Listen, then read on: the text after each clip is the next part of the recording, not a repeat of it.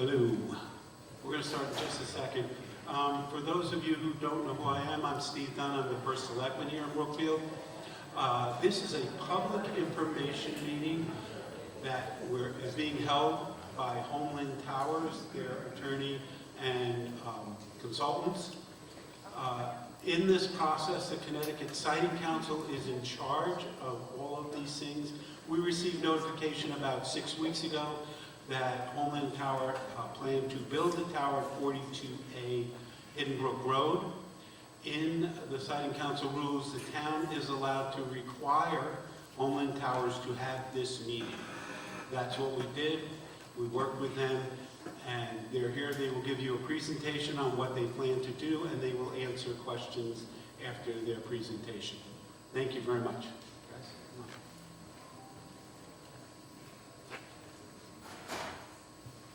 Thank you, Mr. Dunn. Good evening, everybody. My name is Ken Baldwin. I'm a lawyer with Robinson & Cole, and as Mr. Dunn mentioned, I represent Homeland Towers and Verizon Wireless in this application that will ultimately be submitted to the Connecticut Siting Council. This is Dave Weinfall. Dave is with On Air Engineering. He's a professional engineer and the project engineer from the site, and we'll be here to talk to you a little bit about the project and the development options that we're considering out at this location.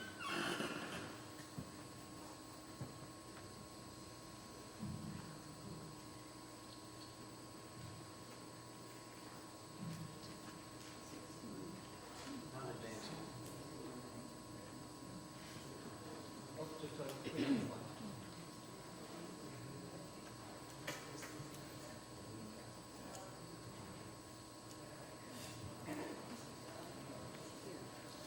Not advancing as we discussed.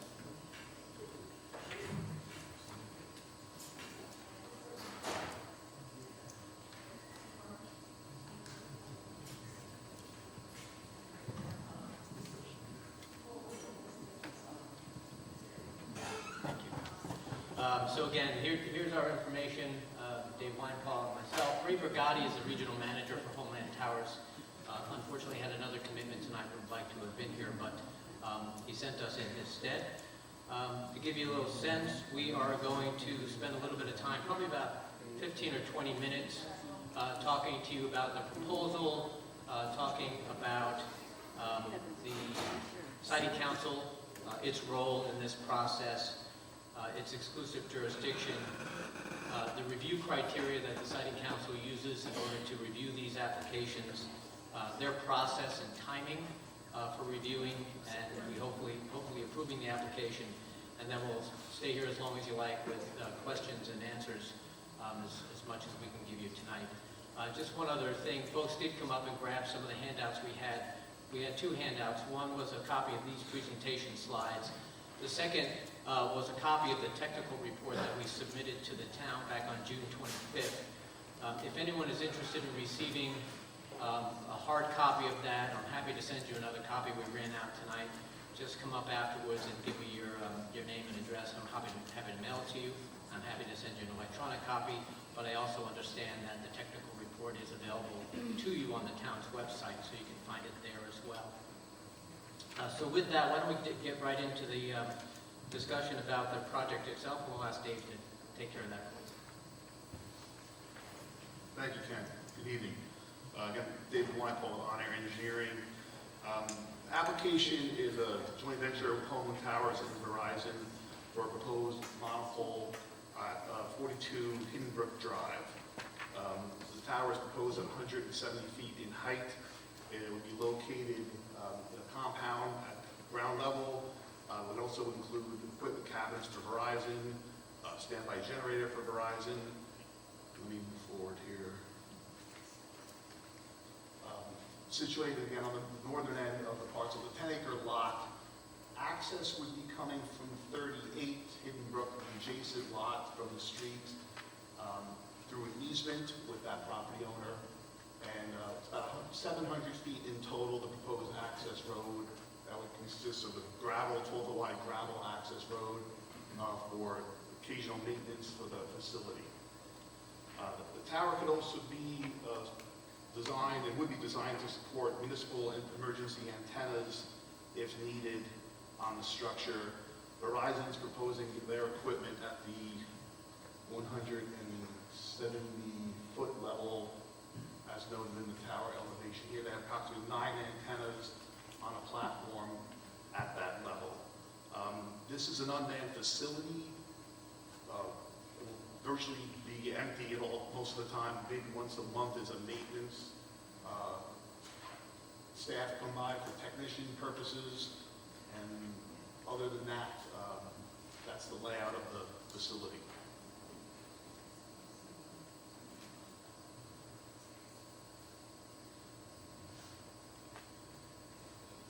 So,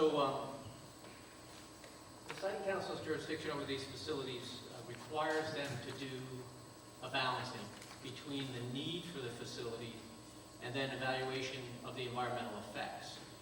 If the Site Council finds there's a need and finds that the environmental effects are not substantial, they typically approve these applications. If they find the opposite is true, that the environmental effects are too significant, or that there's not a significant need for the wireless service, they would typically deny these applications. What Verizon Wireless uses on a regular basis to demonstrate need are coverage plots like this one. So what you see here is a coverage plot that shows Verizon Wireless's existing facilities in Brookfield and the surrounding towns. And it shows 2 colors, green and blue. Blue and green are both signal levels. Blue is better. Blue is what they try to achieve in these areas because it's negative 85 dBm RSRP, which is their strongest and their goal for providing signal strength to their customers. It's the most reliable signal strength that they can provide to their customers. And that's what they strive for. Green is negative 95 dBm, that's more in-vehicle service. Reliable service, something that will still work for the company, but again, they try and achieve as much blue on this map as possibly can. This is a 700 megahertz plot. And what we show with these plots, and I'll show you a few of these, is the Brookfield, what is identified as Brookfield 2, also called Brookfield North by Homeland, is the proposed location that we're talking to you about tonight. This shows obviously no coverage. All that area in white around the Brookfield 2 location is area where there's no service or unreliable service today. Then we put together a coverage plot, Verizon puts together a coverage plot that adds the coverage that it'll get from the proposed facility.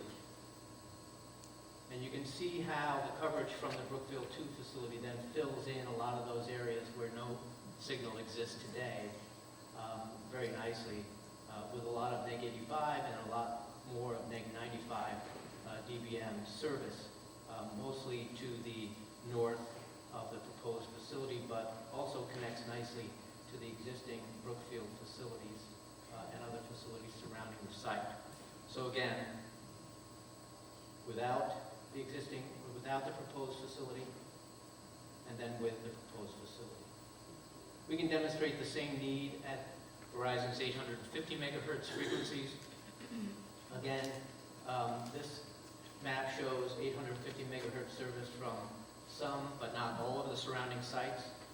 Verizon is in the process of rolling out its 850 megahertz signal at its cell sites across the state, so it doesn't have as many sites covered as they do in the 700 megahertz. But again, when you add 850 megahertz from the proposed Brookfield 2 facility in the center of the map there, you can see how that signal level is filled in very nicely in that area where it doesn't exist today. One more example of that, this is Verizon's 5G coverage, 3,700 megahertz, what they also call their C-band service. Again, currently deployed on even fewer sites in and around the Brookfield area, but when you add that proposed site into the mix, you can see how that service really improves in those areas that currently have no service at this frequency. So these are primarily the driver for demonstrating to the Siting Council that there's a need for the facility. And again, no service in the area, so service is needed, and then this demonstrates what the facility can do for the area from a need perspective.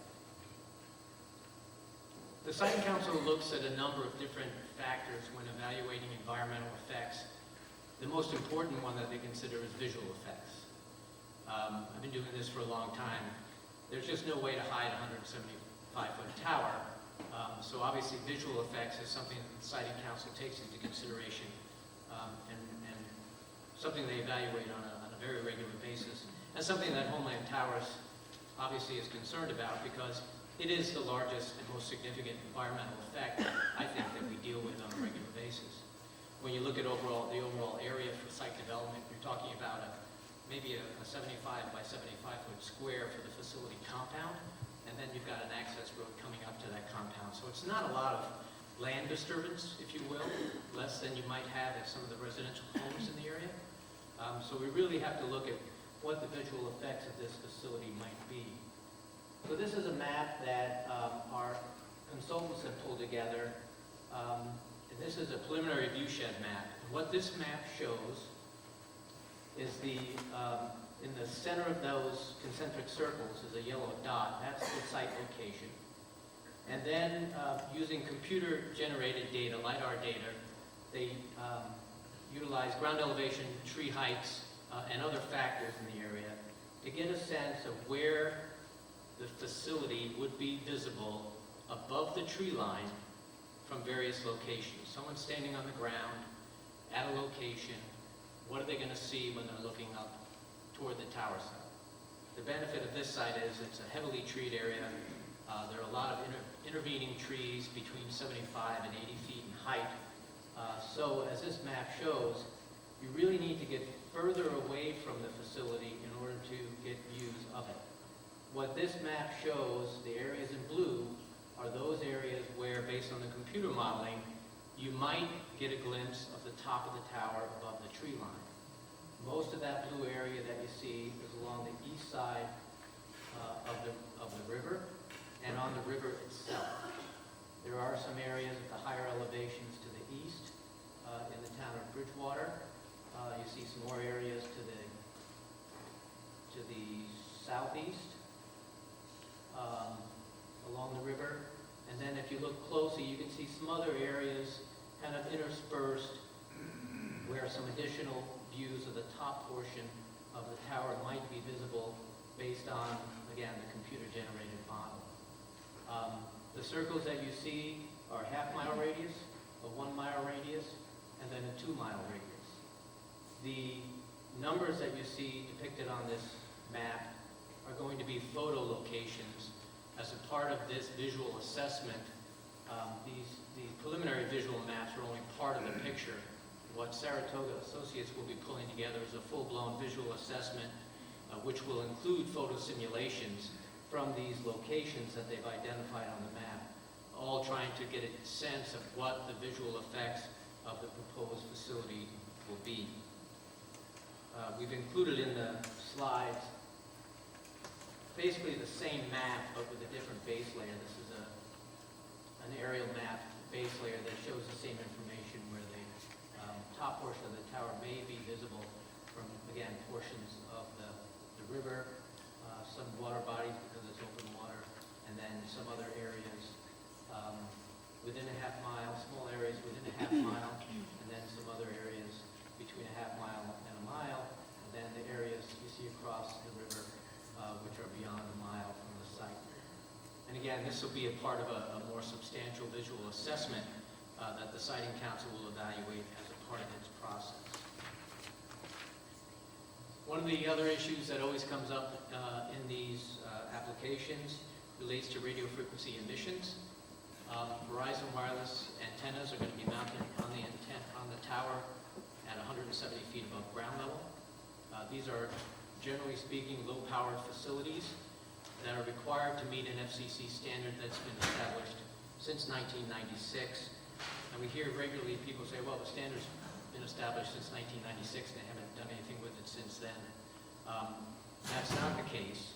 The FCC and the federal government regularly evaluates new studies and reports, and makes determinations as to whether they think they need to update the standard.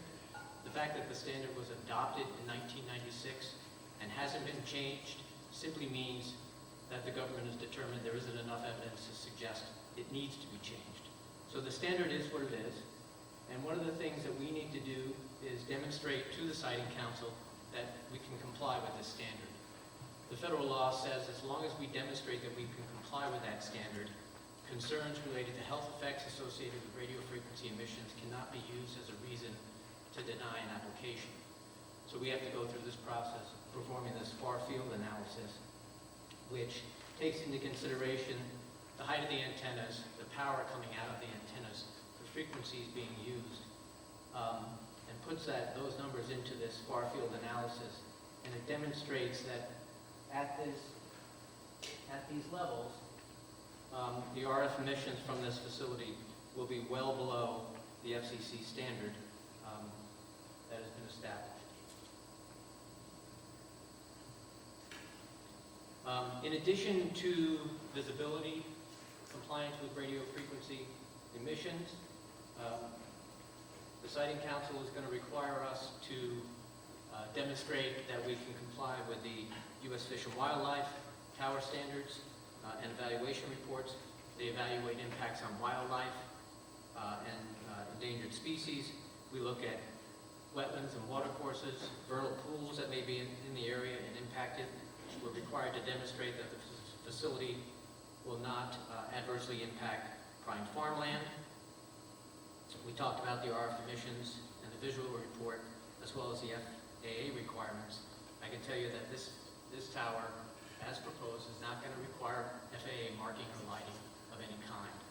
The only lighting associated with these facilities would be lights that are on timers, which are used by the technicians if for some reason they need to show up at the site at night to demonstrate that the facility is working appropriately. Otherwise, these facilities are monitored remotely by the carrier. As Dave mentioned, this site would be available to other carriers as well as municipal and emergency service providers if a need exists. The report that you have also includes, this is a map that shows the other candidates that Homeland Towers evaluated here in Brookfield. We're required to demonstrate to the Siting Council that we've done additional work to make sure there aren't other locations that might be more appropriate. We looked at a number of locations that the town owns. We looked at a number of private properties. We generally demonstrate that the facility, obviously, that we've proposed does satisfy the objectives of the carrier, in this case Verizon Wireless. But we also have to look at alternative locations and consider those as a part of the process. So let me get back to the Siting Council application process. The submission of this technical report back on June 25th essentially kicked off that pre-application process. The statute states that we can't file an application with the Siting Council sooner than 90 days from that June 25th date. When we file the application, ultimately, we are required to send notice prior to the filing of that application, generally a couple days prior, to abutting landowners. We'll also notify the town. We are required as a part of that process to submit full copies of the application to municipal officials, state officials, and a few federal officials, the FAA and the FCC. And then once the application is filed, the Siting Council has a total of 180 days to review and complete its decision-making process on that application. Once the application is filed, between 3 and 4 weeks, the Siting Council will do its completeness review. They'll establish a schedule. They'll assign a docket number to the application. They will ultimately, after some pre-application or pre-hearing procedures, submission of interrogatories, request for additional information, they will hold a public hearing and an evidentiary hearing on the same day. The Siting Council does those virtually via Zoom. They do not hold in-person hearings any longer since the pandemic. And then after the hearing is closed, it may close on one night, it may not close until a subsequent date. There's a 30-day public comment period within which neighbors, residents, anyone who wishes can submit additional comments to the Siting Council, which would be considered much like public comment is during the public hearing process. The council, following the close of the record, generally takes between 4 and 6 weeks to deliberate on the application. It'll go to one of their regular business meetings where they will take a straw poll. They'll direct staff to draft a decision, either to approve or deny the application. And then at the following meeting, 2 weeks after that, again, a regular business meeting, they would make their final decision. All that, again, has to happen within 180 days from the date the application is filed, so from that late September date that I mentioned earlier. Siting Council could ask for additional time if they need it. They seldom do. They're typically pretty good about meeting their 180-day schedule, but they have, by statute, the ability to ask for additional time if they need it. I think that's it for our affirmative presentation. We're happy to answer any questions that you might have, and we'll just go around the room.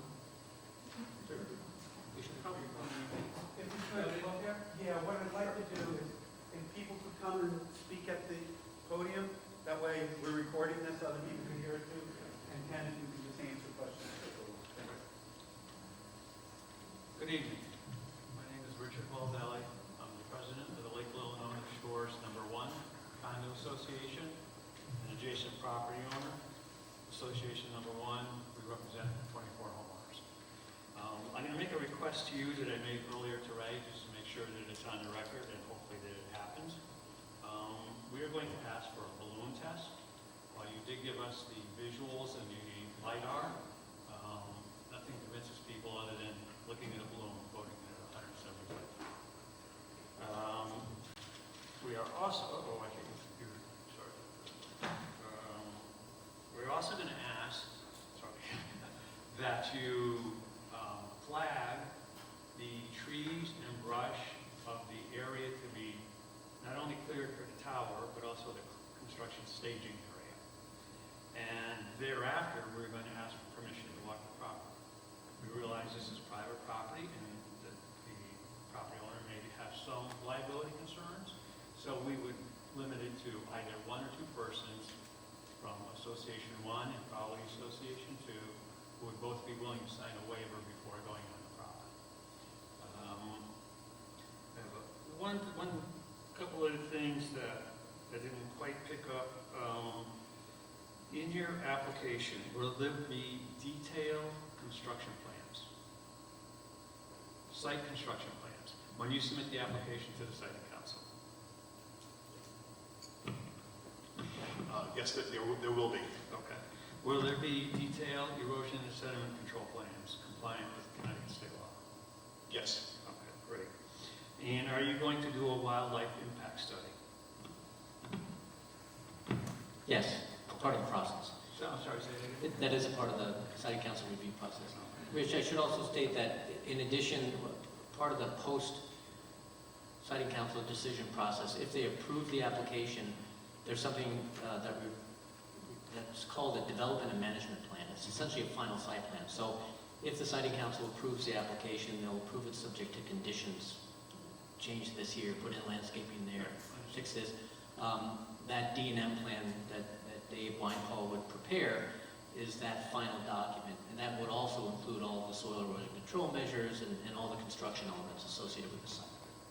Can you give us an approximate? No one's pinning you, or I'm not pinning you down to this. From the day you cut your first tree to the day you get the CO from the town. Approximate. We'll say 4 months. And one final thing, you mentioned the visual assessment. A quick look, and you can only see it from here, and there because it's 175 feet in the air. If a quick look at the plans that you filed in the Selectman's office clearly states within those plans that this will be visible from several of the units at ground level in our complex. So perhaps the way you phrased it was inadvertent or incorrect when you said that the visual assessment impact is going to be sort of up in the air, if you will. It's a concern that we have, and it's right in the documents that you handed in. Sure, I think based on the information, the visual maps that we have now, it shows where views may be possible. Yeah, this is Ultimately, different. we're going to look at different this than type. that. If you look, well, in my view, if you look closely at what was submitted, you're going to find in there several locations within our complex. I can't speak for any other property. When I say ours, I am referring to Association of True also, just in general terms, don't represent them. That there are several locations where this can be seen through the foliage from literally someone's deck. Doesn't say the deck, but obviously they're not in a helicopter, so it's ground level. And I'm letting you know now that that will be one of our concerns also. Okay? Thank you.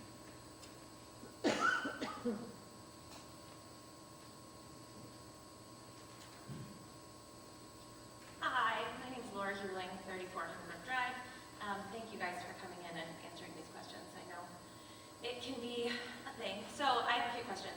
So my first question, my husband and I always laugh because when we moved into 34 Hembrook Drive, which is one of the properties that's on one of those maps, is that when we looked into our backyard, we said, oh, look at this beautiful private backyard, because we bought it in the summer. And then all the foliage fell, and guess what? We have a whole condo complex in our backyard. So my question for you, number one, is was that visual assessment done during the summer, or was it done during the fall, winter, early spring? Because 2/3 of our year is unfoliated, and I know that there's a lot of woods in that area. So when was the assessment done? Again, that's a computer-generated assessment, so it was done back in the probably late winter, but again, it doesn't take into consideration foliage. It assumes, again, the map that we're showing you simply relates to views of a tower that might extend above the tree line. That map in particular doesn't assess what you might see through the trees when the foliage is off. Okay, because I will say that's a massive visual impact for us in the neighborhood, because yes, we have a lot of trees, but there's a lot of leaves there too. That what some people call seasonal view through the trees, where you might see the pole, is something that is a part of the larger visual assessment that'll be a part of the application. Okay, follow-up question to that. Being that with the foliage taken into account, that pole will be visible, has there ever been an assessment on home values of local properties around it, on if that would go down if the pole was visible through their backyard? And has that ever been taken into account? I don't know if a realtor has been talked to or anything like that. Because I do have some, I probably can't see it from mine, but I have some neighbors who I care about in terms of that. It's certainly something we hear on a fairly regular basis. However, property values and impact on property values is not one of the criteria that the Siting Council by statute can consider. Okay. And they make that a part of their regular opening statements, but it's not something they can consider. But it is something that is raised on a fairly regular basis. I'm assuming. All right, thank you so much.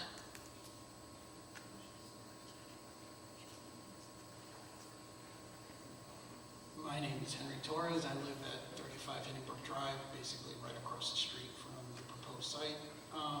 I'm just going to piggyback on what Laura just questioned me, which was on the property value side of things. Seeing that this site is all residential, how are we zoning this for a commercial type of use? I know it's a cell phone tower, but do we have anybody of the town to actually speak on this?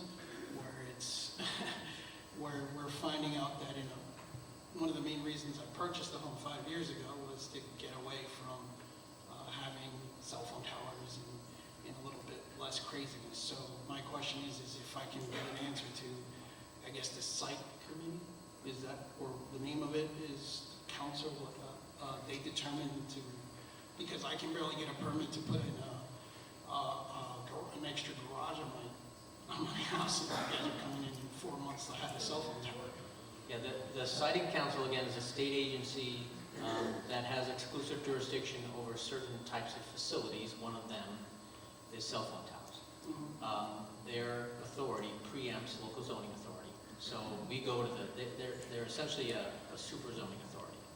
They have their criteria that they have to evaluate. They're kind of a super zoning and wetland authority because they evaluate environmental effects as well as land use issues. So the local zoning regulations are preempted. They don't apply. Siting council does take them into consideration.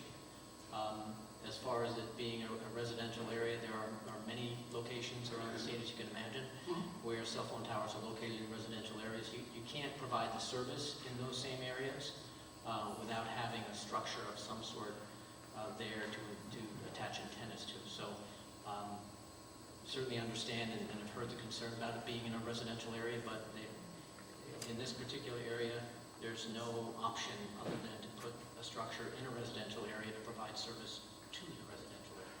So I'll probably be the first to put it on record, I guess, at this point, is usually, and this is just a quick Google search, AI search, ChatGPT, usually on average, you're looking at property value being affected by 8 to 20% by cell phone towers, and me being probably, I want to say within that 1,000 feet range, you know, I'm taking a big hit. So my concern is I know you represent Verizon, and do I speak to you in regards to this, to speak for us in regards to our property, you know, and defending us in this case? Because it seems like it's just like 180 days, and here we go. It's okay, I feel the same thing. To answer your question bluntly, town has no power to do that, none whatsoever. There is no law that says they have to compensate you for loss in property value. The one thing we will be doing next year is a revow on all our properties, and that would probably lower the value of your house, in my opinion, which would lower your taxes a little bit, but there is no procedure or operation that the town can go through to protect your property value because the siting council has full control over it, the town doesn't. I know that's not the answer you want to hear. It's the truth. but it's a I truth. asked the question. Okay. Last question. There is an abandoned home across the street from the proposed area as well that's been occasionally vandalized by children. So my question is in regards to, if, obviously at this point, since, you know, obviously we're going to do what we're going to do, but how are you going to protect the site from delinquency, from things of that nature? Is something to consider, especially because we have bears and kids and graffiti and, you know, windows being broken, and you're caught, you know, at this point it's a danger in itself, you know, to it. Right. In opinion. No, good question. The cell sites are surrounded by 8-foot chain link fences, secured by a gate and a lock. Equipment within the cell site, Verizon equipment has silent intrusion alarms, so if someone does happen to hop the fence and get in and start messing around with their equipment, they get an alarm back in the switch in Windsor or Wallingford, Connecticut, wherever this one is connected to, and they can dispatch, they can contact the police, they can dispatch folks out to the site. And then, depending upon the access road, occasionally they might put a gate in so that vehicles can't access the site unless they're associated with one of the carriers on the facility. That's pretty standard, and then folks also ask about the tower and climbing the tower. Typically on a model pole, there are climbing pegs, but they are removed to a height of about 10 or 12 feet. So it's not something that if someone gets into the compound and tries to climb the tower, you're going to have an easy way of doing that, because the climbing pegs don't start until about 12 feet up. Our technicians can bring ladders and they'll attach devices to the tower to get to those climbing pegs. So, last question, I promise. In regards to health reports, studies, and things, because I will be living, I'll be living within a relatively close distance to this. Is there any way that we can ask for reports other than just obliging to a FCC guideline because, you know, I work in a certain area where I know that those things don't typically meet the comfort level of said resident, so to speak. If that would be something that you guys have to provide along with your application come September 25th. Again, the only reports that we provide is that far field analysis that I showed you up on the screen, which again demonstrates that we're going to be more than 20 times below what the FCC standard permits.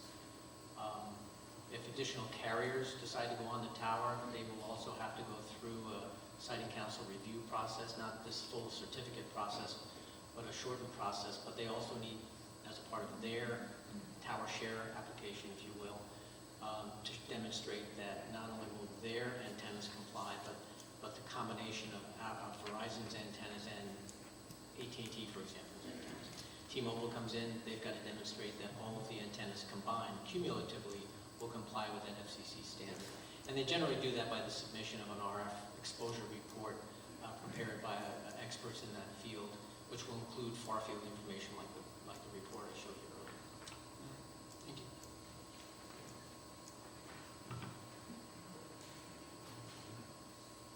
Hi, I'm Judith DeGraffenreid. Reed. I live in Trumbull, but I'm a member of Connecticut for Responsible Technology, a grassroots environmental organization, and we put a tremendous amount of time into studying these things. The first thing I want to say is, it's not true that we don't have local control. A state agency's telling you, you have no power. Well, guess what? I happen to have a PowerPoint with the documentation outlining your local rights. And if anybody would like, I would have sent it to the first select person. Anyone else who wants this, I have the proof. This agency's telling you, you have no rights, you have no local control, and that is, it's not true. Also, they're telling you, oh, we, the FCC, CT siting, we maintain the situation, we monitor the situation to make sure the FCC standards are complied with, and that's not true. I commute from Trumbull to Middletown, and at exit 60 in Hampton, there's a cell tower under their jurisdiction that's installed on the road beneath the Merritt Parkway. So when I drive by the Merritt Parkway, it's right there just above eye level, right next to the cars, and that's in direct violation of the FCC vertical, horizontal standards. It's illegal, and I've told them, all right? And I have to drive by, and I'm getting sick from it. Maybe that's why I'm emotional. It's an absolute violation of FCC standards, and I've told them, exit 60 Merritt Parkway, please do something, because you're making me sick. Literally sick, not emotionally, but literally. All right, I have a statement I want to read, and I have other things I want to contradict. The applicant's submission is incomplete and misleading in 3 critical respects. First, it fails to account for cumulative RF exposure risk. Nobody ever talks about that. The proposed site lies within overlapping hazard zones for multiple existing macro cell towers and 4 operational Doppler weather radar systems. These overlapping emissions create nonlinear increases in RF field intensity through heterodyning and intermodulation effects, none of which are addressed in the applicant's filing. And believe me, as these things heterodyne, it gets worse. Second, the facility's projected emissions directly intersect with Lake Lilanona, the Housatonic River, and their watershed areas. Large conductive water surfaces are known propagation enhancers, extending signal range and intensifying field strength through reflection, refraction, ducting, and multipath effects. Yet no site-specific environmental propagation analysis is provided. Third, the applicant has omitted cumulative exposure modeling, overwater exposure studies, and site-specific hazard assessment, thereby disregarding the precautionary principle and presenting an incomplete RF safety profile. while the applicant may meet the minimal requirements of the FCC's outdated 30-year-old framework, that framework is no longer unquestionable. In fact, this 30-year-old framework stands in contradiction to international standards. In Russia and China, the international standard is 10 microwatts per centimeter square. In countries like Finland, it's 2. Guess what it is in America? 1,000. And they don't even respect 1,000 because I have a meter and we drive down the roads and we measure it. The second thing I want to point out is that there was a little bit of a problem with, in 2019 and 2021, the DC District Court ruled the standards were arbitrary and not science-based, ignoring the findings of over 10,000 studies.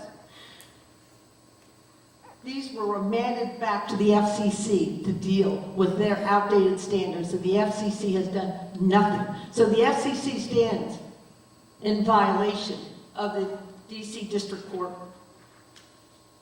rulings. Okay? Recently, but it continues. Recently, the Supreme Court issued 2 significant rulings. First, Loper Bright versus Raimondo, June 28, 2024, eliminated Chevron deference, requiring courts, not agencies, to interpret statutes independently, not agencies. And second, not agencies. McLaughlin Chiropractic Associates versus McKesson Corporation, June 20th, 2025, held that the Hobbs Act does not bar district courts from rejecting agency interpretations in enforcement proceedings and mandates. They instead interpret the law using ordinary principles of statutory interpretation. Taken together, these decisions strip away the traditional shield of agency and telecommunication corporations' deference and confirm that outdated standards, outdated, 30-year-old, cannot substitute for rigorous locality-aware safety analysis by local authorities. Now, I'd like to just say quickly, I'm sure I've used my time, these cell towers are outdated technology. I don't know why they're investing so much in ugly, outdated technology. And I want also in my final note say, the Siting Council never considers visual and environmental effects. They always approve all applications. They are rubbing, stamping entity for the telecom communication. So don't look for them for any truth. Thank you.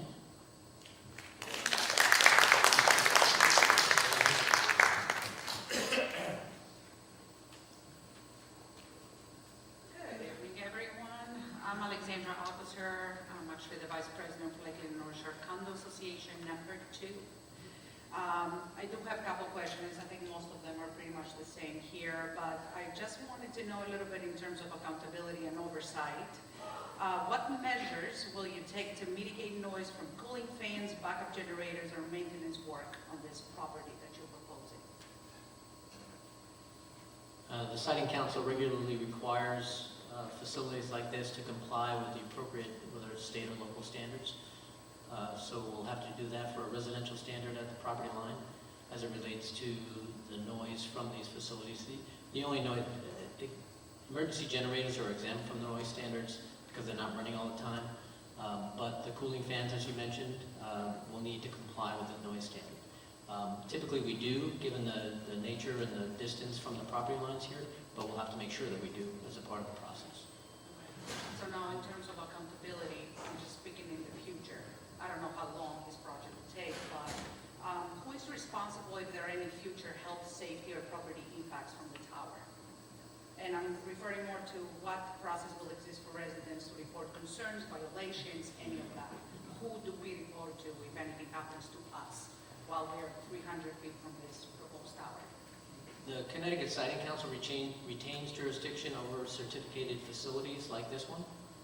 So if there's a determination that somehow the facility has fallen out of compliance, then the path to correct those issues would be through the Siting Council. So you build this property, but then later on, we got pretty much no one to turn to, is what you're saying? No, you've got a state agency that retains jurisdiction over the facility. So if, for example, something happens and you think the noise from the facility has somehow gotten worse and doesn't comply with the standard? Frequency, but yes. Well, again, the radio frequencies are under the jurisdiction of the federal government.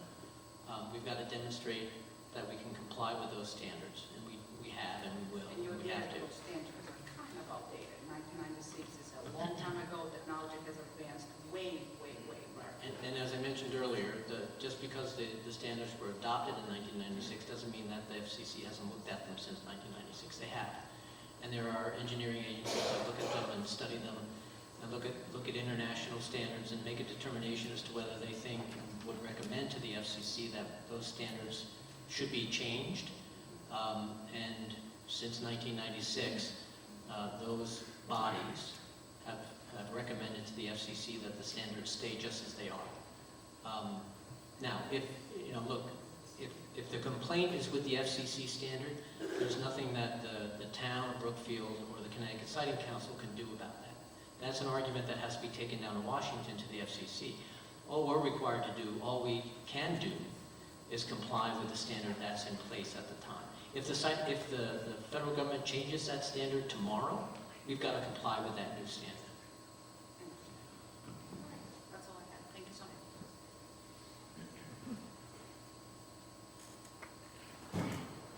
much. Good evening. My name is Kurt Stoffel, Stoffel. I'm a little less than 1 year resident of Brookfield after living for 30 years in New Fairfield and raising my family. I'm also a 22-year residential real estate appraiser, and all your property values are going to go down, okay? And that's a problem. So after the meeting, if you'd all like to meet outside, I think we should all get our heads together and figure out a plan to fight these people, period. My telephone number is 203-733-4226, and I get results. Thank you. Wait, what's your name? Number? 203-733-4226. Kurt Stoffel. Thanks, Kurt. Thanks,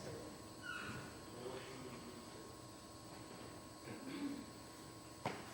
My name is Barry Presorio. I live at Hearthstone Drive. I was wondering why, when these facilities are put in, they always seem to paint the towers stark, glowing white instead of some kind of darker color that would blend in with the environment, like green, gray, brown. I'm not aware of any towers being painted white. Typically, if the towers aren't painted, they remain the galvanized steel, and that dulls over time as it weathers to a kind of a dull gray finish, which is, in my view, better than painting it any color. But the Siting Council has, on occasion, based on the circumstances, required that towers be painted. And when they're painted in a situation like this, it's typically a brown, so that it blends in with the trees a little bit better. That's my experience. Okay. Thank you.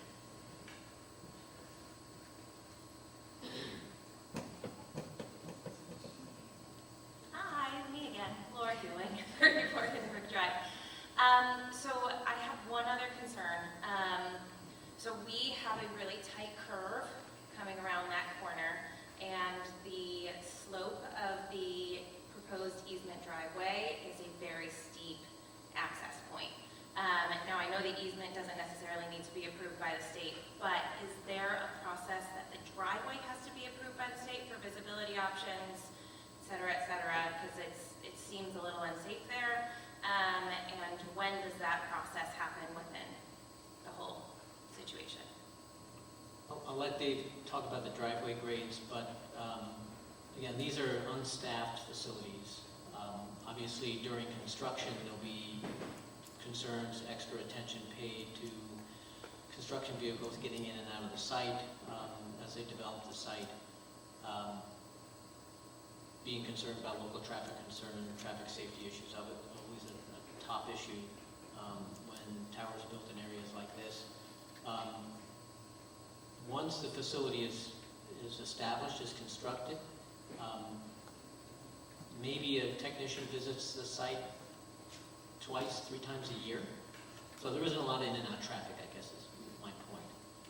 So traffic concerns in and out of the tower site after construction are are not typically a major concern for the siting council. And that becomes they used to visit the sites more regularly, but now they monitor everything remotely. If there's a problem, they send a technician out, but unless there's a problem, no one needs to visit the site at all. Anything that needs to happen can happen back at the technicians in the switch. You want to talk about that? But there would be a driveway present, correct?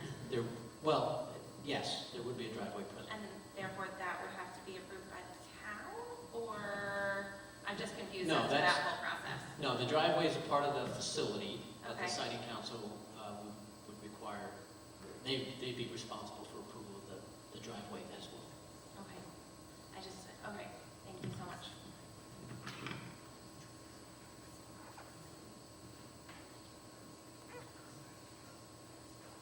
Good evening.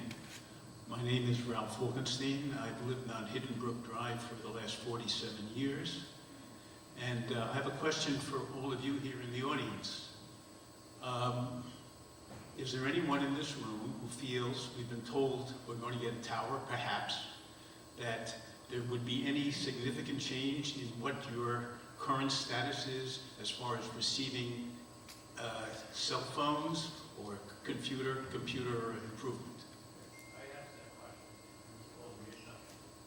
They go across your property. Say that again, I'm sorry? It's nothing unless they're on your property.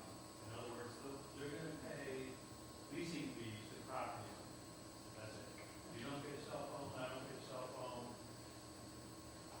That's what I was told by Homeland a little bit earlier. So our needs are not necessarily being attended to, is that correct? Correct. Is that correct? Correct. So what are we getting here? Negative impact to our property. Yeah, that's exactly right. It seems to me that if you want something, you go ask for it. We're being told and maybe shoved down our throats. I would like to know, as a follow-up to this, I have a map here. I did not go to town hall at all, but this map goes down to 1968-69, when Hidden Brook was a country road. And there are numbers to lots here. I don't see 42A. I would like to know where 42A came from. I'd like to know who owns it, and I'd like to know who sold it to you. Where's the association for our area? It seems like, they're not great. Hey, you.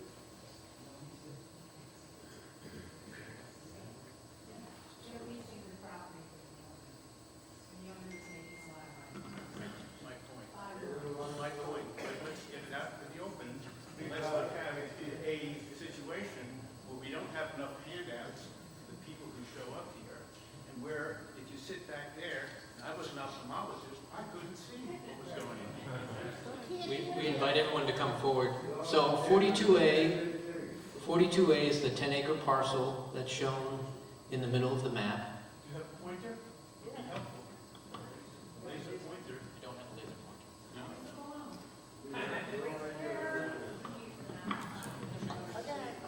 This A laser pointer is standard equipment for All right. the presentation. Fine.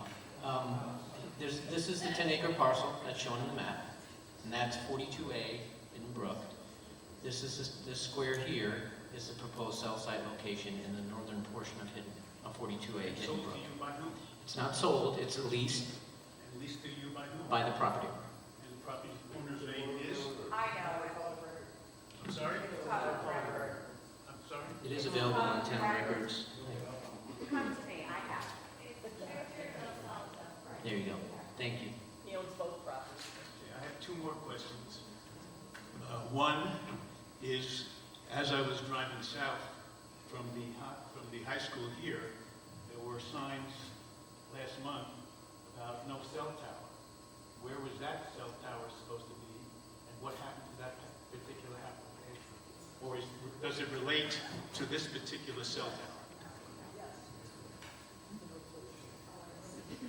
There was a discussion amongst the town, and we had a town information meeting about 6 months ago, where the town had begun to have discussions with Homeland about putting a cell tower 1,800 feet from the school in the woods, more than 800 feet from any property, And everyone in the room, 200 and some odd people, except for 2 people, were absolutely against it, no cell tower.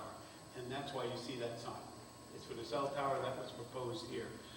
We went to discussions with the Homeland Tower Company. They made an offer, I'm just going to be blunt, that was so poor, the Board of Selectmen did not take it forward. We would have gotten no rent for that property for over 12 and a half years, and it made no sense to the town to do that. That led to this property being leased and having an easement on it for the cell tower. Let me clarify if I can, Mr. Dunn, since Ray's not here. The discussion regarding rent abatement related to costs associated with the lengthy access road to get the site back up into the woods where I think the town was considering where the site would go. Companies like Homeland Towers have to consider the costs associated with site development, and the cost of that road was excessive given what they get from it. So that's why they were asking for a rent abatement for a period of years. There was also, as I understand it, a Homeland willing to basically eat the first 100,000 of road costs and then only ask for an abatement for the additional cost to get the road back up into the woods where the cell tower would be located. They asked for, if you take the 12 and a half years, $350,000 to build that road. My Director of Public Works said we could build it for $40,000. And I trust my Director of Public Works. It was a simple gravel path, 12 feet wide, up to the site.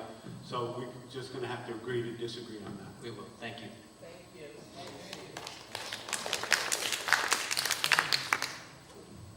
Finally, if you're turned down for this, do you have any alternative sites in the area?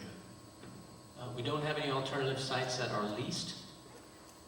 If this site does not go forward, depending upon the reason that it doesn't go forward, we would have to look for alternatives and start the process over again. Are you looking specifically for Brookfield, or are you looking for the general area? I think we're looking to satisfy Verizon's coverage objectives, which is in the town of Brookfield, yes.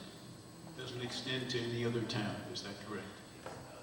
To the extent that that service from this site would extend into Bridgewater, yeah, but I think the design engineers, the RF engineers, given, go back to that coverage map again.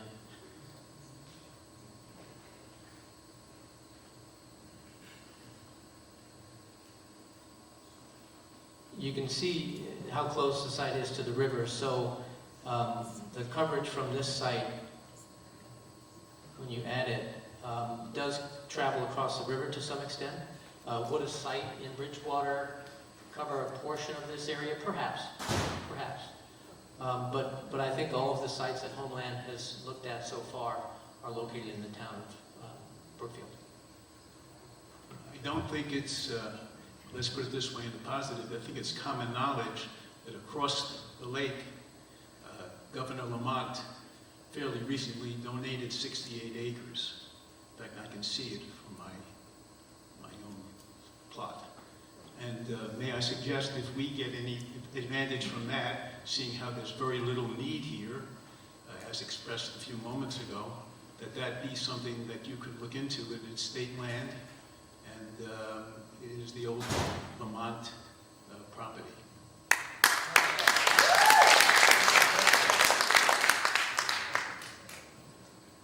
If I can just diverse it a little bit. The first selectman of Bridgewater is here tonight. Curtis, thank you very much for being here.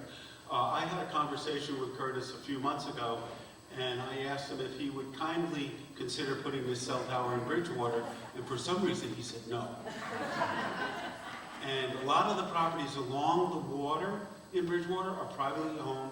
They're large properties, they're valuable properties, and I don't think we could get anybody. But Bridgewater would be perfect for the cell tower. It would. Thank you for joining us.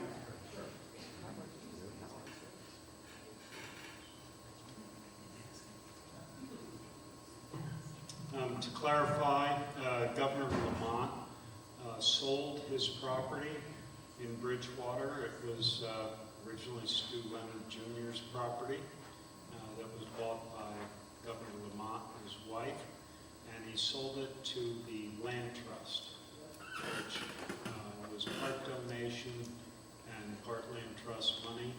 And it's a preserved piece of property, very steep, fields on top that are farmed, and goes right straight down to the lake. It would be a pretty tough place to put a road in on a cell tower. The pitch is about like that. And beside the fact, I think just as a lot of you have, we really don't want it there. And I think the coverage maps and the scientists working on this have figured that Bridgewater is not a site for it. The service generally in Bridgewater from Verizon is pretty tough, and a lot of you know from visiting your neighboring town that we have a lot of steep terrain and hollows and things like that, just like you do, maybe more so. And it's tough to get coverage all over town. In our town, AT&T rules. You can get service anywhere, which is pretty nice.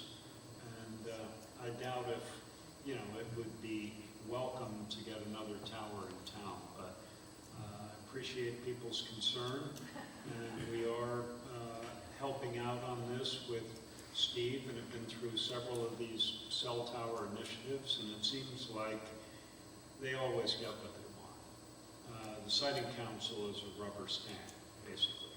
So good luck with the fight. Anything I can do to help. I'm not against cell phones. Everybody's got a cell phone. It's pretty convenient. And I think just being reasonable about keeping it close, if it's right in your backyard, that probably is a problem to some degree. But I plan to be involved in this and help Brookfield and Steve out wherever we can. Thank you. Bridgewater has 18 properties on private land? Yes, two. What's the distance? And they co-locate. You know, once you get a tower, then the other carriers come in, and they're doing that on our towers. And in theory, they can't make the towers taller, though there is a proposal to do that in Bridgewater now. There's a very large, tall tower on Second Hill, which is in the northern end of Bridgewater, and you can see it from all over town. There's a tower off Weewalka Brook Road, which comes off 133 when you go over the bridge off to the right. There's a tower up in there between 133 and Weewalka. There was a lot of opposition to that, but the tower only shows about that much over the tree line, and you know, it doesn't seem too obtrusive. Once you get used to it, you don't really notice it as much. What's the distance from like a residence to their tower? Do you have an idea? Yeah, actually, the one in northern Bridgewater is right in a house's backyard. I mean, within probably 50 yards at the most of a resident, and there's residences across the street and next door. So it's pretty close, but it's high enough, and you have to look at the profile of the signal. And AT&T has a different kind of signal than Verizon has. Verizon has I think, and I would like them to talk about that. There's a shorter, more intense wave on a Verizon that doesn't carry as far. The AT&T seems to go further in their signals. Thank you very much. Yep, thank you.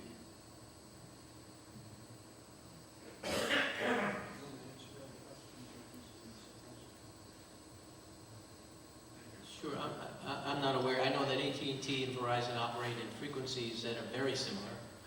The 700 megahertz, 800 megahertz, 1900 and 2100 megahertz. AT&T also has the FirstNet services. I'm not sure what frequencies those operate in, but I'm not sure I understand the shorter frequencies you're speaking about, but they do typically operate in all the same frequency ranges.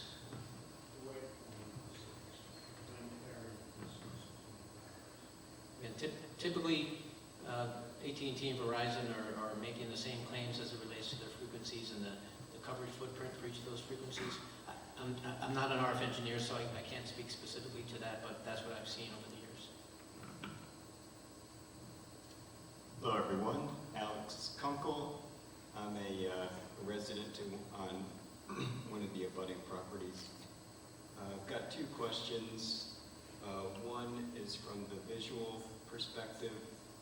Would there be any efforts other than this LiDAR test towards concealment of the tower, such as planting more trees, camouflage paint, etc.? As far as planting trees around the base of the tower, that is a pretty standard practice, pretty standard requirement of the siting council, but that's going to screen the equipment around the base of the tower. It doesn't do anything really for the tower itself, except for that very lowest portion of the tower. Towers can be painted. Towers can be disguised as pine trees. Beauty's in the eye of the beholder. Everyone points to the one on the Hutchinson River Parkway. That's a bad example of what these look like. It all depends on the context. Where is it located? Where are the views of the tower? I've seen there's a good, call it a tree tower, that was developed, in fact, by Homeland down in New Canaan. That works very well based on its setting, where it is in the trees and where the views are from. Kind of blends in nicely. Everyone still knows it's a cell tower, but from an overall visual perspective, it can be something that is better than more traditional cell tower without camouflage. So there are options. There aren't too many options, but painting is an option as well. Second question, from a structural perspective, are there any risks that we should consider as abutting residents that, such as weather events or anything that could potentially cause any damage or, God forbid, the structure falls? Is there anything that we should make ourselves aware of? Well, this will be designed per state standards. I believe the wind speed here is 120 for the category we fall under as a communication system. Often, and I've testified with the Siting Council on many applications very similar to this, we are approximately 140 feet from the nearest property line. So when we have a tower slightly taller, as we do here, 175 feet, we have to design a break point or weak point near the top of the tower. Should anything catastrophic fail, there would be a kink in the structure at that level to ensure that the fall zone, for lack of a better word, would be on the subject property and not go onto neighbor's property. So that would most likely be into the design as well as the plans advance forward. From that with the hull manager was if it did fall, Thank you. sorry. If something did fall and caught on fire, I mean, this is a residential area. I live in this, I'm within 1,000. If something were to fall and catch fire, how the road being small, obviously, we've already talked about the driveway not being as accessible. We're not close to a fire station, what is the protocol here? How do people how do they know this happened? I know there's equipment that you said they monitor from afar, but getting safety, getting a fire department out there is not, and I don't want to go to the worst scenario here, but I do have children. Fire is typically not a concern at these facilities. There's nothing that I'm aware of that is flammable. Electricity, Well, electrical fires? perhaps. Again, if something like that does happen, the folks at Verizon know about it pretty quickly, and they can dispatch emergency service if needed, just like you could at your home. So I think the response to that type of emergency would be the same as it would be for any residents in the area. Is the driveway design similar to the question earlier?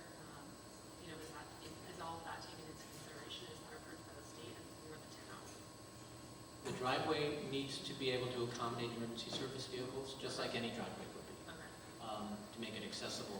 And it's, again, reviewed by the state, under the state building code, as well as the local building code. We do and will apply for a local building permit once we get through the process, if we get through the process. And oftentimes, issues like emergency service access, compliance with the state building code all come up at that point. So it is something that will be. All right, thank you.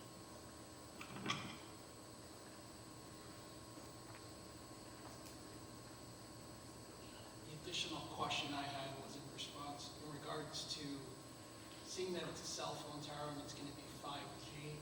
I'm assuming that there's going to, since it's the standard is the FCC, is it the study take into account the additional traffic for the Wi-Fi that you guys are going to be offering now in the area? So the wireless internet service to compete with like Frontier and Spectrum, which is the new technology that Verizon has. So obviously, if you're just meeting FCC standards for cell phones, is it taking into account at all the additional traffic for Wi-Fi and home use? Yeah, it's all the same signal. Right, understood. It's all the same Additional signal. traffic. Yeah, traffic doesn't affect, because the emissions calculations that are done in a worst case scenario. So it assumes that the antennas are operating at full power on all channels simultaneously, and that someone is standing at the closest point they can get to the antennas, in this case at the base of the tower. And it also assumes that all of the antennas are pointing directly at the base of the tower, which they aren't, they're pointed at the horizon. So it takes all those worst-case scenarios into consideration, and we can demonstrate that even under those worst-case conditions that don't exist in the real world, we're still 20 times below the FCC standard. So the short answer to your question is yes, It's taken into it's taken into consideration. So, in respect to what we're seeing and hearing, is it my understanding is that this is basically a done deal and this is just informative? No. Sir? Yeah. I'm hearing different, okay? I'm hearing rubber stamp, I'm hearing a nod from my selectmen. So at this point, my question is, will we have a right to put our objections, not just via Zoom and email? I mean, I think there should be a hearing, and hopefully this will get to the town and the site committee, because, 8 to 10, 20% possible health risks, U.S. government standards, which, are a little questionable in my opinion, not to a residential standard. So I'm pretty hoping that we have a say in some way. The hearings are all Zoom. We do not have in-person hearings anymore since COVID. And this is the state, am I correct? This is not Brookfield? Siting Council. Siting Council has control of the state commission.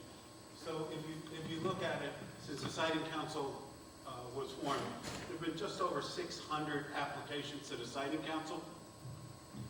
580-something, 590 were approved immediately, and the rest were approved with slight modifications from what I've seen. So it's really hard to go up against the Siting Council. I know that they have made objections, particularly in historic districts. They ask them to move it or to change it a little bit. This is not a historic district. I don't know that there's any other ameliorating facets of this that we could hang our hat on. So it's going to be a difficult road, but thank you everyone for. So this went from Verizon, and I'm sorry, HD, I can't remember the name of the company, from going to Brookfield Direct, and then they went to this owner to lease it there. Correct. They always try to go to the town first, because they'd like the town to get the revenue if they can, and then the town, that's the only control we have. If we put a cell site on town property, we can in some ways control the location of it. That's all.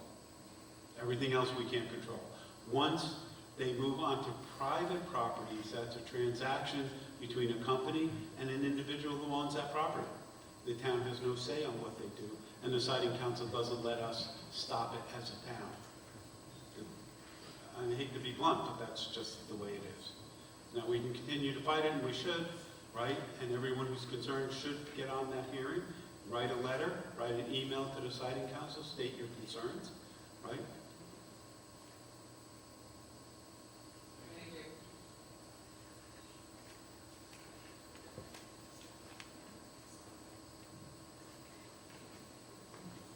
I just have a couple questions. I don't live in that neighborhood, but my heart goes out to you and I feel bad. Our neighborhood fought very hard, and we all said no to Homeland Towers, but unfortunately, you guys had one resident who said yes. So with that, just a couple questions. Is there any wiggle room to lower the tower? I'm not quite sure I understand why it needs to be 100 feet over the tree line. And I think it's only so that more money can be gained by renting it out to other agencies. So can we try to limit it to just Verizon?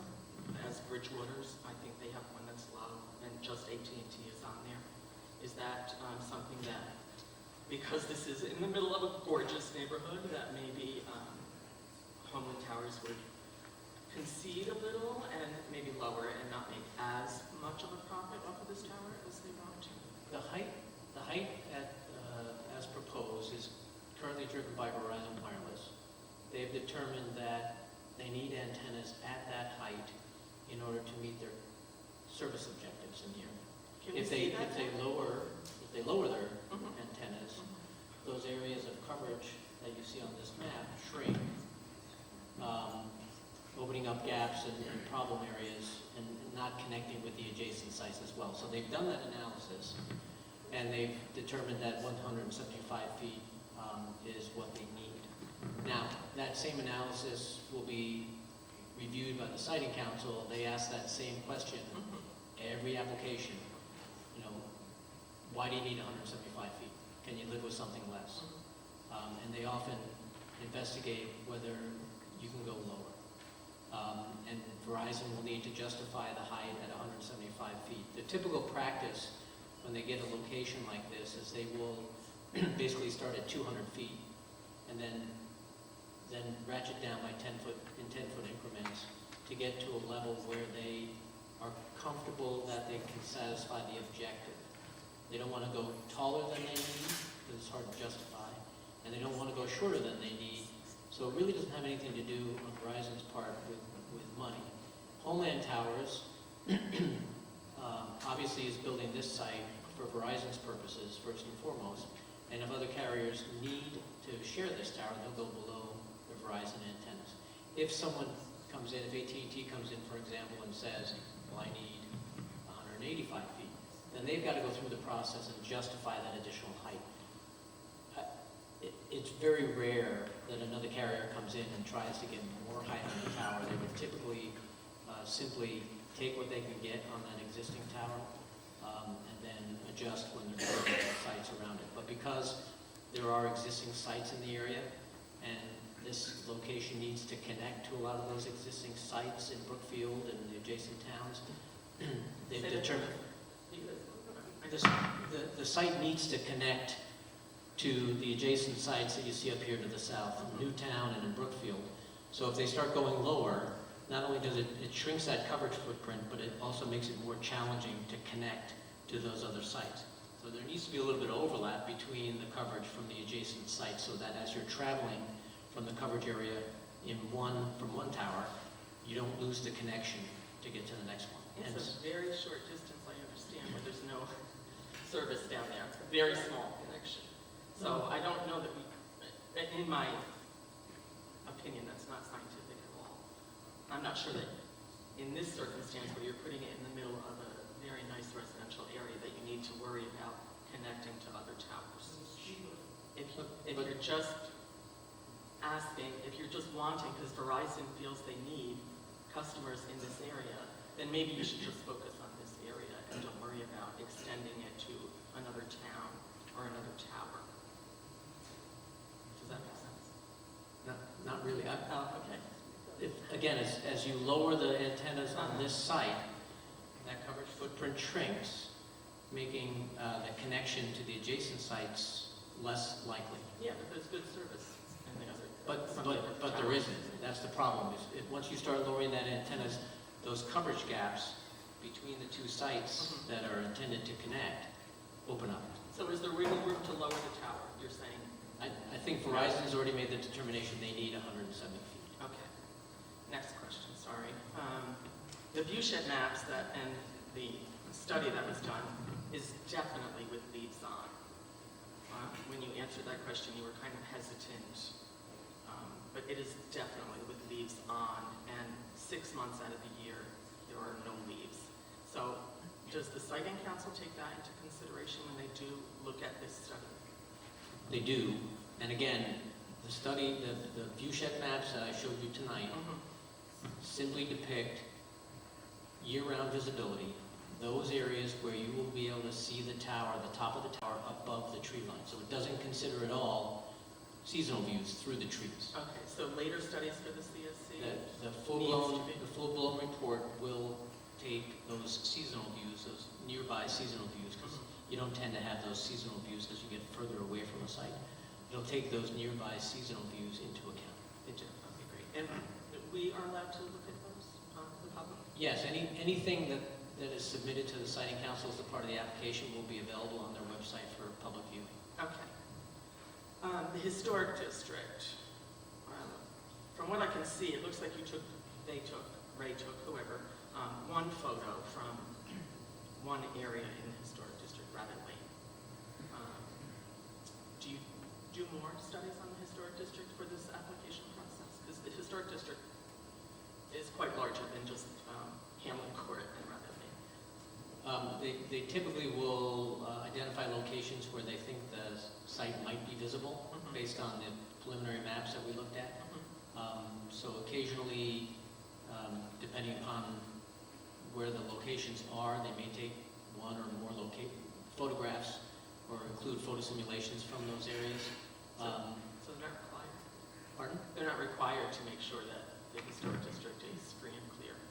They need to make a determination, the consultant needs to make a determination that the facility will not have an adverse impact on historic districts. And they need to do whatever they need to do in order to make that determination. If it requires more than one photograph, and we can certainly take that recommendation back to them, then that's what they'll do. Okay. And it was suggested about the balloon study. Can we get a commitment that you will do a balloon study? I think that was taken to Ray Vergati, and I haven't heard one way or the other whether Homeland is going to do that. He can decline? He can. Does the CSC require? They don't require it, but it's typically a part of a visual assessment. Saratoga Associates uses some advanced technology based on information that they have in their databases, and they don't necessarily feel they need to do a balloon float in order to get those visual depictions accurately, and they just did one of those, frankly, in another application that Homeland Towers did in East Haddam. And in fact, there was a balloon float done independently at that location, and we compared it to the assessment that Saratoga Associates did without a balloon float, and they're spot on. That said, we're still waiting to hear from Ray as to whether Homeland will float a balloon here.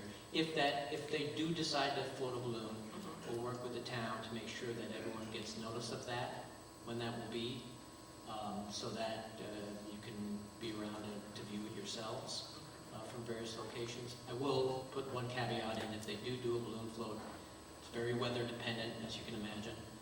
So we'll probably have a couple dates in case certain days are windier than others, so the weather's not cooperating. All right, sorry, I'm still asking a question. Do we have access to the data that the FCC through the years have rejected, that they felt they didn't need to upgrade their restrictions or their safety data? How can we find out what data they rejected? The FCC's website is pretty complete when it comes to RF safety information.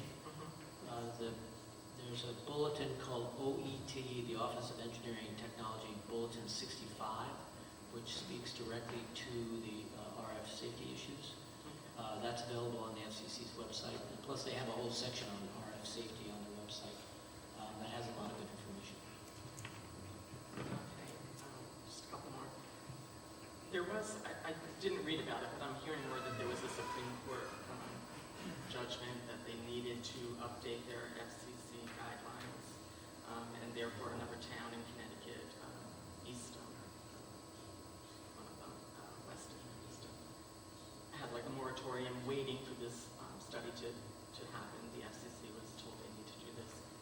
I feel like they're not doing it. Do you know anything about that? I don't know the current status of the remand. It was not a declaration from the court regarding the RF safety standard by any means. It was an administrative law decision where the court said to the FCC, you had a lot of studies that you didn't reference at all in your decision. We want you to go back and we want you to prove to us that you've taken all of these studies into consideration before making a determination. It didn't make any declaration at all about the RF safety issue. It was simply an administrative law proceeding To reevaluate. to reevaluate, and that's what the remand order said. I don't know the status of that remand with the FCC. I don't think they've done anything at this point. Okay. And do you know anything about homeowners insurance? Is that a question that homeowners insurance companies would ask anything about the tower? Does someone want to know that? Have you heard anything about risks or anything, or, you have to get a new roof sometimes, but is there anything about the tower that homeowners insurance would be involved in? I'm not aware of anything. Okay. And the way that residents can get involved is the Zoom conference, and then there's a public hearing by Zoom, and then you said public comment is extended 30 days. Right, so the siting council, once the siting council establishes a docket and opens a docket, anyone who wants access to all the information that has been filed and all the information that the siting council develops related to that facility is available for public viewing. Members of the public, towns, can ask for party or intervener status in the proceeding, which allows them to be very involved in the process itself. It comes with certain obligations to be involved, but that's an opportunity, and there's a lot of information on the siting council's website about how to become a party or an intervener in the proceeding. That entitles you to get copies of all documents and information that the applicant might submit. The application is reviewed by a number of state agencies, Department of Transportation, Department of Energy and Environmental Protection, the Council on Environmental Quality, and other agencies that will review the application and offer comments to the siting council. Members of the public that don't become parties or interveners are permitted to participate in the public hearing. Again, they will designate a date, and typically they'll start at 2 o'clock. They'll hold an evidentiary hearing until 5 o'clock, and then at 6:30, it's exclusive public comment. You have to sign up 24 hours in advance to be admitted into the Zoom call, but it's easy enough to do. And then you are permitted to speak during the public hearing portion of that session, which is in the evening on the day of the hearing. Hearings can be extended beyond the first day if there's a need for additional information, but typically it's that evening of the first day of the hearing that is dedicated to public comment. Plus, you can submit comments in writing as well. And that becomes part of the... That becomes a part of the record, yes. It's okay. No problem. Olga Rothman Weisman, 3 Hearthstone Drive. I have 2 questions, maybe 3. I don't know. How far is the cell tower from our condos? What's the distance? How many feet?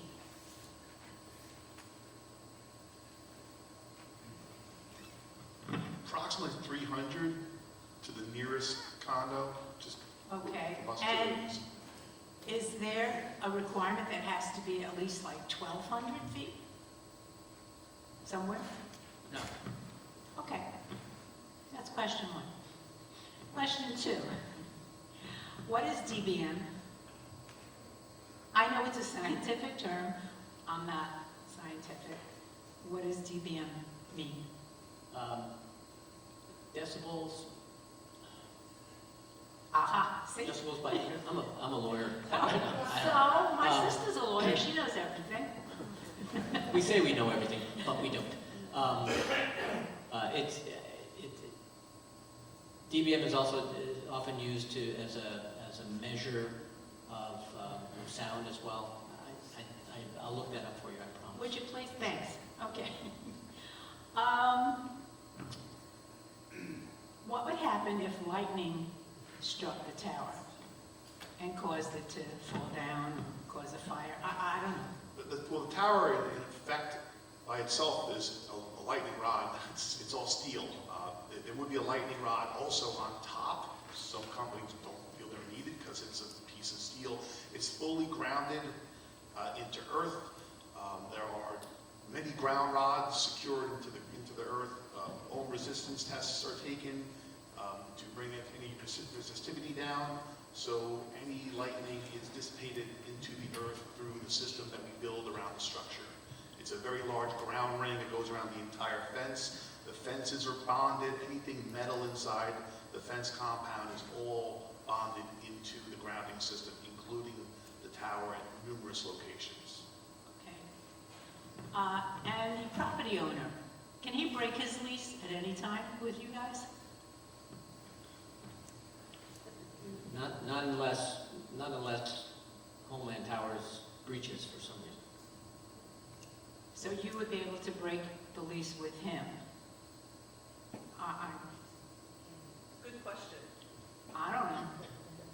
Well, I think, look, if the tower, if the application is denied, then yeah, the lease would be terminated. Okay. Thank you.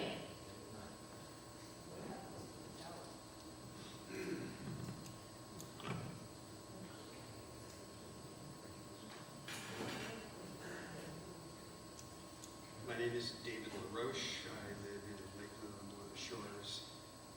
Condominium Association number 2, right directly across from where the tower is going to be built.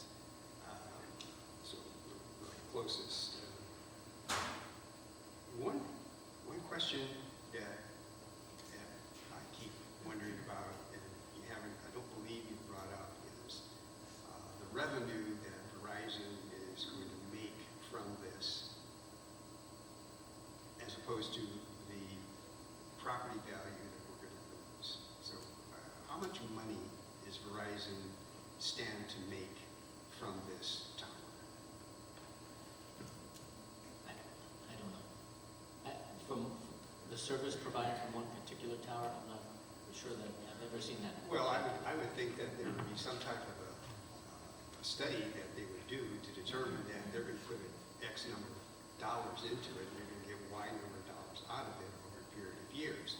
So do you not care about how much revenue you make? Or Verizon, do they not care? Well, I'm sure they do.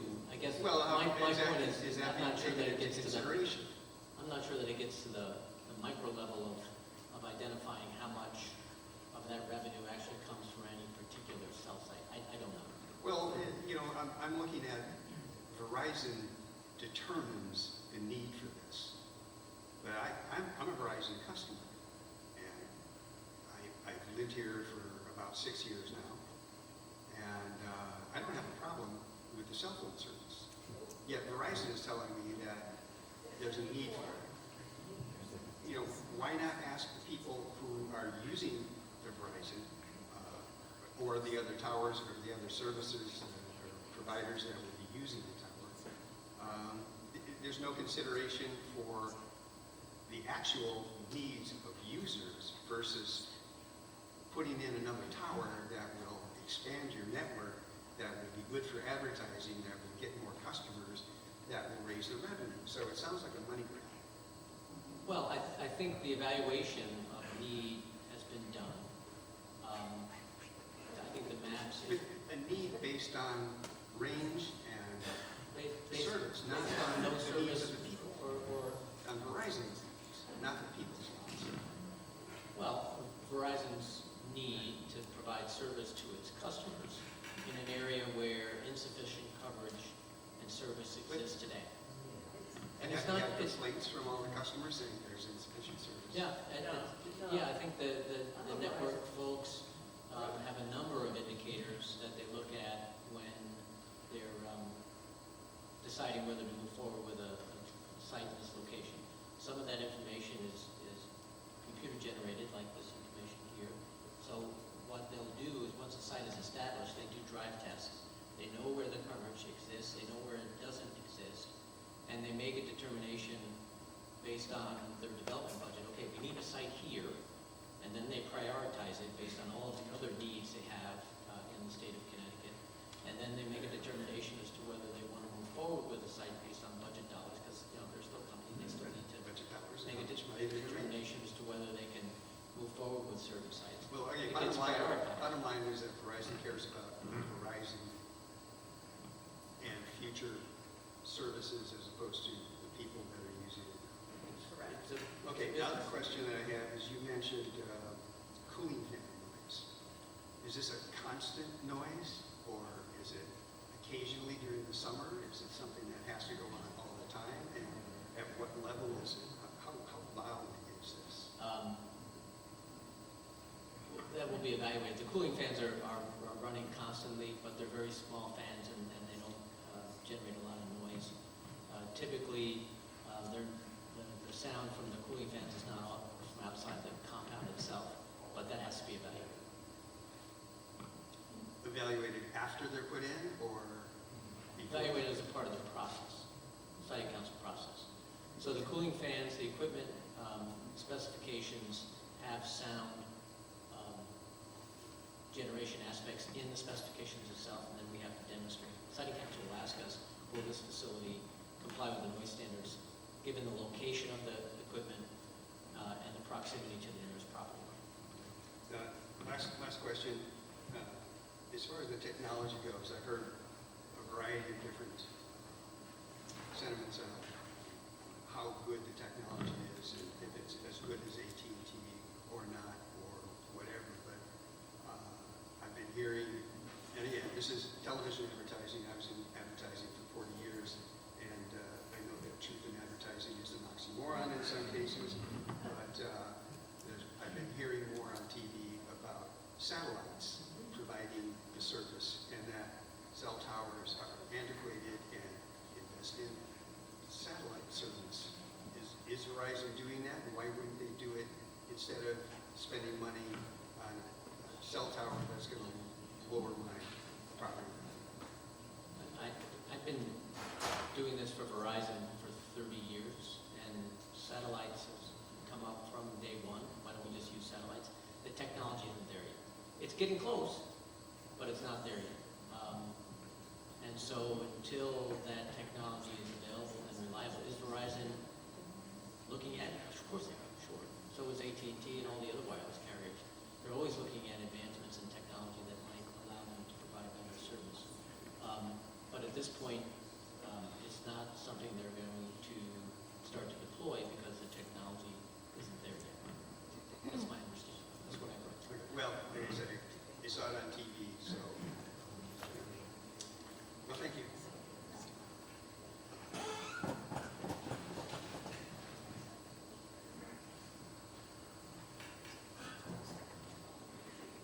Anybody else?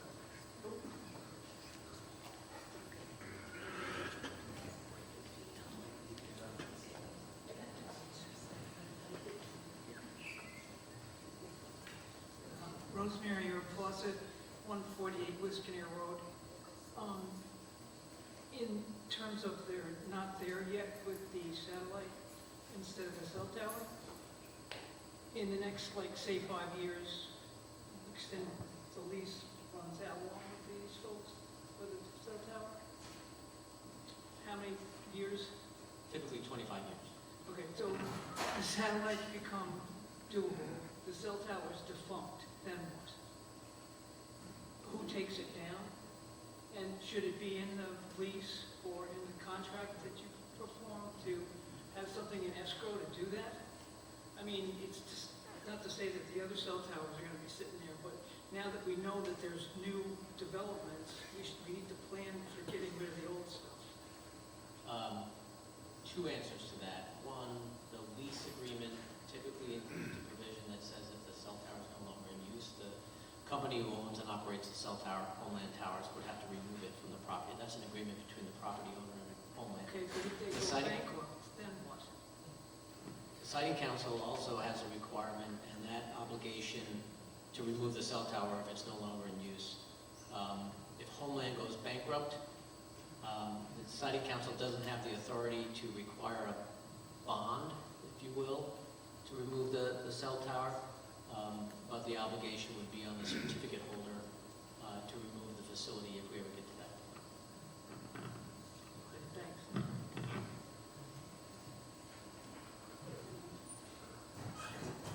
Anybody else have a comment? Yeah, I have one. How did they come across this property? I'm sorry, can you come down?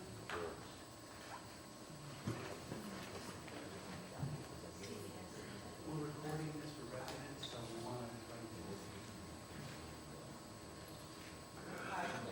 do Use Junior Court. How was this piece of property acquired? Did the owner of the property come to Homeland, or did Homeland go to them due to, Google Earth?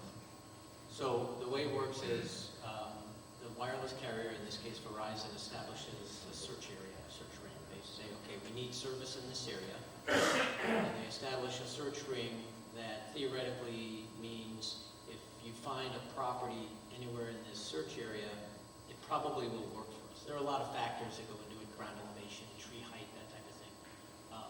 But generally speaking, they establish a search area. They give it to Homeland Towers, and Homeland Towers sends out their real estate representatives, and they start sending letters or knocking on doors and seeing if they can find a willing landowner.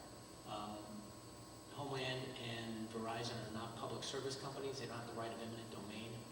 They have to rely on the willingness of a property owner to lease them land. So it starts with the carrier, goes to the tower company, and the tower company knocks on doors.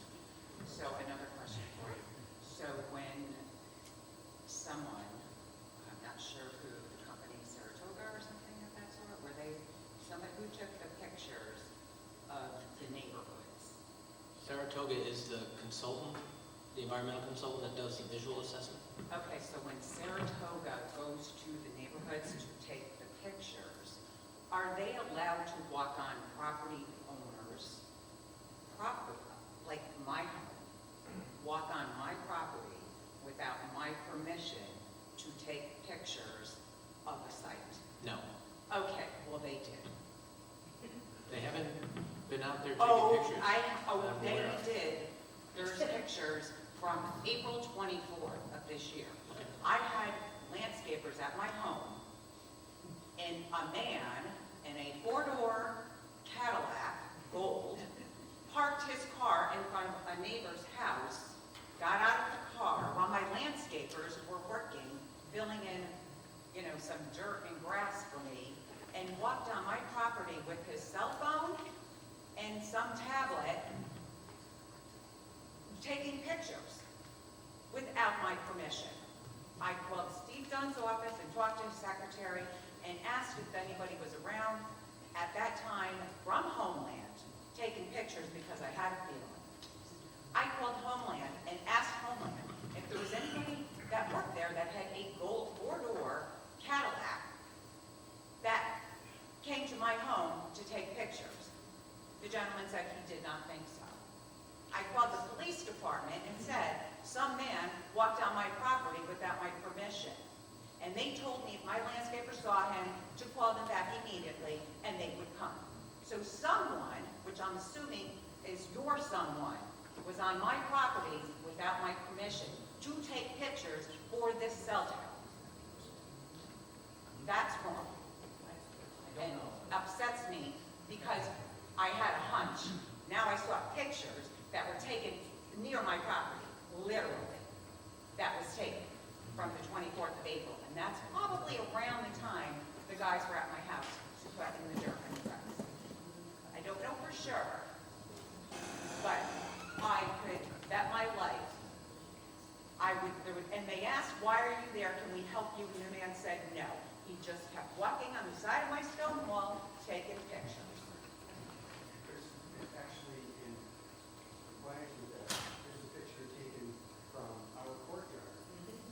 And I'm sitting here with the Vice President of our association. No one asked permission to be here. And people were there at night and during the day. So they're trespassing. Yes. How can we? So you should have conversations with your guy. Tell them you should not be on private property. Typically, they maintain photographs from public rights of way. We'll investigate that. Thank you. No, he was there. I'm not doubting what you're saying. Okay.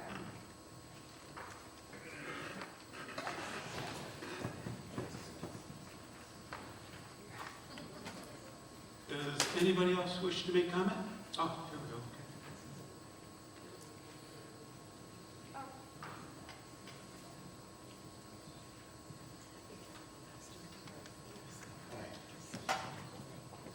The reason why this tower came about, the idea of being built there, it's only for the benefit of everybody that lives in the area. I happen to live in the area for the last 8 years. My daughter happens to live in the area for around 22 years. There is our cell reception and internet reception is lousy. So I'm all in favor of this because it represents an improvement of the ability of us being able to communicate with society at all times. Your neighbors don't want it? No, Victor, not a good Brookfield, idea. here in Brook Drive, Victor, you live out too. number 38. Well, look, we're not going to have 12 conversations. If you want to speak, I'm Stan, and you can make a comment. Everyone is allowed to make comment without the peanut gallery going on, right? Just be civil. Yeah. Please continue. So basically, that's all I think in South America, in Europe. Communication is very easy and very transparent. So I'd like it to be the same way over here in the United States. That's all. So Steve?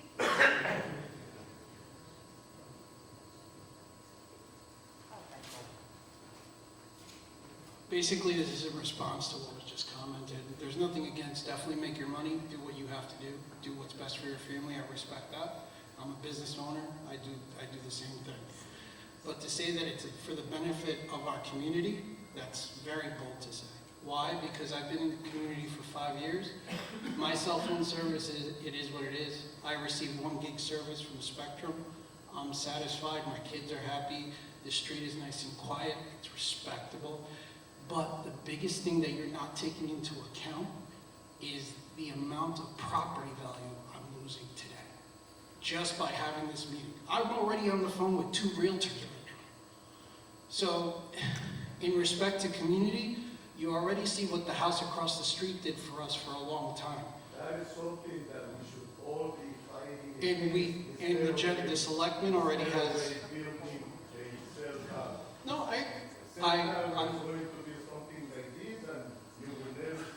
I'm not disputing. We're not going to have a back and forth. If you want to come up and make another comment, we can't have discussion. Again, That's not fair. I respect for what you're doing. But to speak for me, I'm not asking. I would not have done this for any amount of money because I have my children here, okay?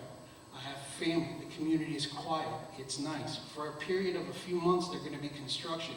When they paved our road, how much of a pain in the ass was that, excuse my language, all right? The neighborhood is probably one of the reasons I came to Brookfield.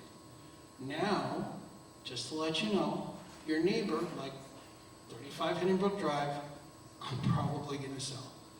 And I'll take a loss, okay? I typically, if I'm gonna do something that's gonna affect my community, I go around and ask my neighbors, okay? Unlike these gentlemen who are doing what they're supposed to do, they come in, they're gonna put in their tower with no consideration for us, at all, okay? Not the $200,000 hit that I'm gonna take now because of this. So, and that's for you, but I'm letting you know because you made your statement, I'm making mine. And I respect you for it. Do your thing. Provide your service for your family, provide your service for everyone, but don't make it so it's a community thing, because it really isn't. It really isn't. Most of the people here, except for one, don't want it.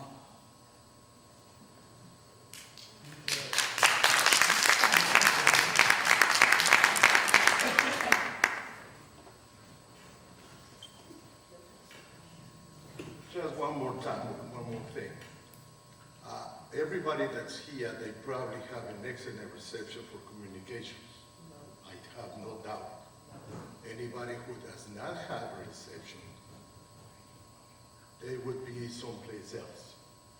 Okay, so I represent those people who do not have good reception for either internet or cell phone. Now, in regards to the loss of value, we have a house that's been sitting there for the last 12 years probably, that is there, and that is a detriment.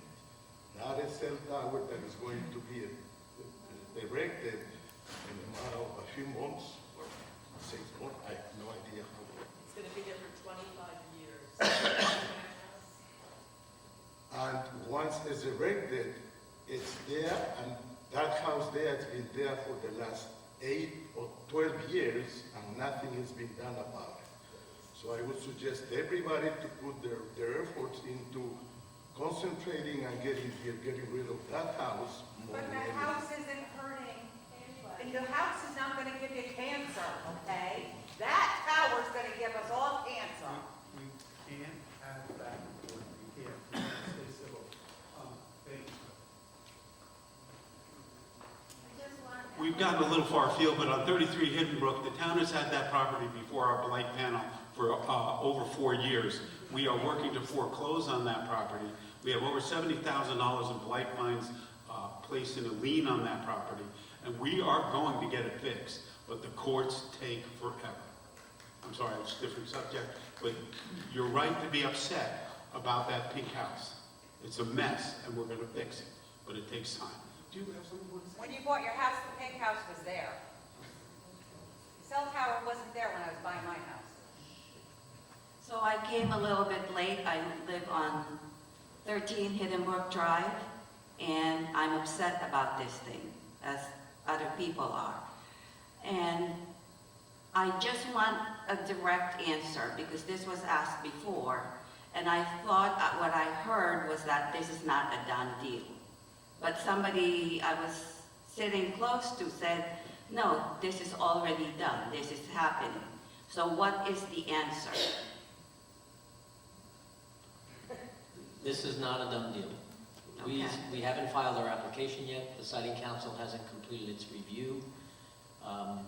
It's not a done deal until the Siting Council votes to approve the application, and that's sometime in the next 8 months. So is this not going to a town vote?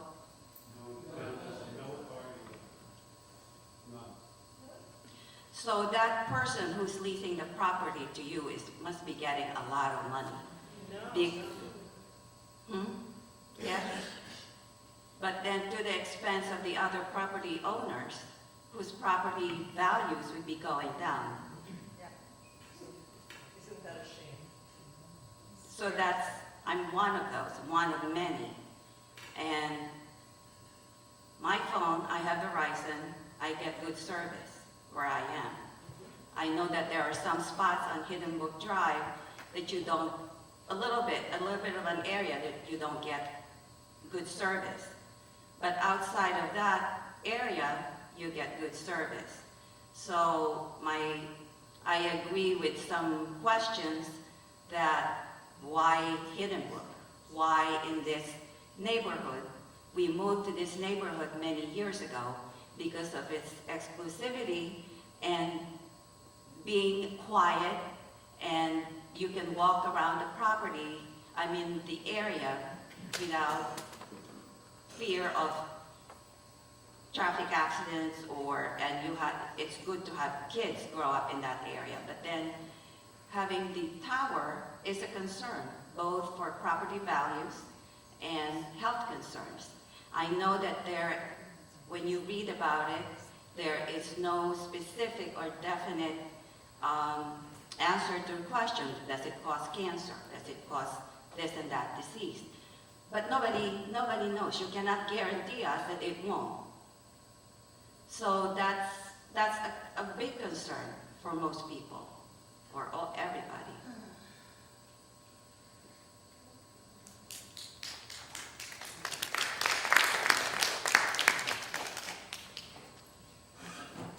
Anybody else? So Ken, unless you have any further comments? No, I don't, and I mean this sincerely. Thank you for coming out tonight. I know everyone's busy, you've got better things to do. This was an unpleasant subject for most of you. But we do appreciate you coming out and listening and asking your questions. I have one person signed up to receive a copy of the technical report, a hard copy. If anyone else wants a copy of that technical report, if you could come forward and give me your address, I'm happy to send you a copy, hard copy in the mail. Thank you again. May I just ask So we'll have all this documentation on the town website. This is recorded, it will be on the town website tomorrow morning if you want to share it with other people. If you got any questions, please feel free to call my office and we'll try to answer them. And thank you everybody for coming. Can I just ask one question? I'm very sorry. I know it's lot 42, but then there was an easement for lot 38. Have they given their agreement for the easement? It's the same owner. Yes. Same owner. They have. Same owner. Same owner. Oh, they own it? Yeah. Okay.